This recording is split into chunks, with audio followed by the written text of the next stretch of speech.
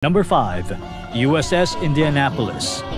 Noong July 1945 naman, tahimik ang karagatan habang tinatahak ng USS Indianapolis para sa isang top-secret na biyahe papunta sa Tinian, dala ang mga kritikal na bahagi ng unang atomic bomb. Matapos ang matagumpay na delivery, naglayag ang barko papuntang Leyte Gulf sa Pilipinas. Wala itong kamalay-malay sa nakaabang na panganib. Madaling araw ng July 30, 1945, sa gitna ng madilim na karagatan, walang kaalam-alam ang mga tripulante na sinusubaybayan na sila ng Japanese submarine I-58. Sa isang iglap, dalawa sa mga torpedoes ng I-58 ang bumaon sa barko. Ang unang torpedo, pinunit ang harapang bahagi ng barko, habang ang ikalawa ay nagdulot ng sunod-sunod na pagsabog.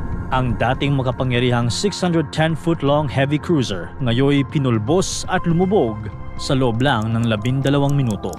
Isa itong trahedya na halos walang oras para makapaghanda ang mga sakay. Sa 1,195 na crew members, tinatayang nasa 300 hanggang 400 katao ang agad na nalunod kasama ng barko. Police ay nanatiling isa sa mga pinakamatinding maritime disaster sa kasaysayan ng US Navy.